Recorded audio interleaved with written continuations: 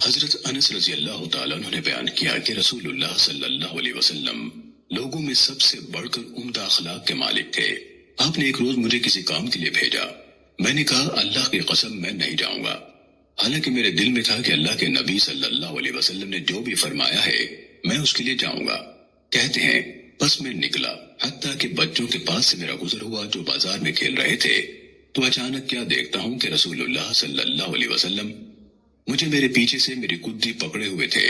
میں نے آپ کی طرف دیکھا تو آپ ہنس رہے تھے۔ فرمایا انیس ادھر جاؤ جہاں کہ میں نے تمہیں کہا ہے۔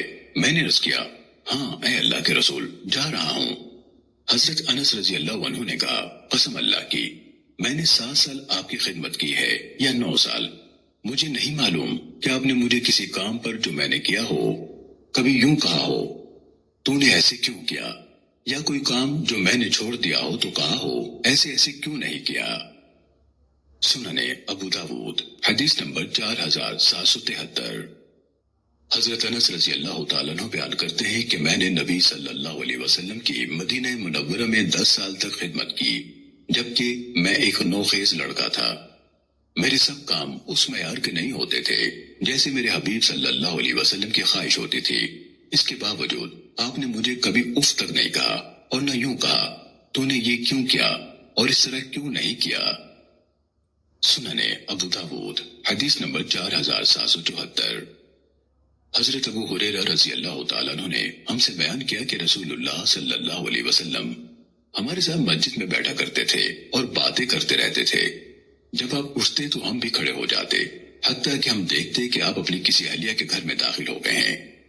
چنانچہ آپ ایک دن ہمارے ساتھ باتیں کرتے رہے، جب آپ اٹھے تو ہم بھی اٹھ کھڑے ہوئے۔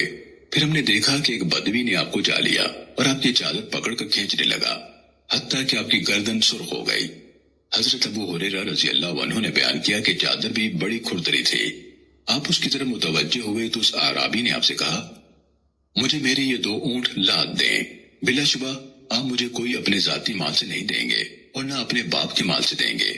نبی صلی اللہ علیہ وسلم نے فرمایا نہیں، میں اللہ سے استغفار کرتا ہوں، نہیں میں اللہ سے استغفار کرتا ہوں، نہیں میں اللہ سے استغفار کرتا ہوں، اور میں تجھے اس وقت تک نہیں دے سکتا جب تک مجھے چھوڑ نہ دو جو یہ تم نے مجھے پکڑا ہوا ہے۔ اور وہ بدوی ہر بار آپ سے یہی کہتا تھا اللہ کی قسم میں تمہیں نہیں چھوڑوں گا۔ اور راوی نے پوری حدیث ذکر کی۔ پھر آپ صلی اللہ علیہ وسلم نے ایک شخص کو بلایا اور اس سے کہا اس کے یہ 2 اونٹ لاد دو، ایک پر جو اور ایک پر کھجور۔ پھر آپ ہماری طرف متوجہ ہوئے اور فرمایا تم لوگ جاؤ، تم پر اللہ کی برکتیں ہوں۔ سنن ابو داود حدیث نمبر 4700۔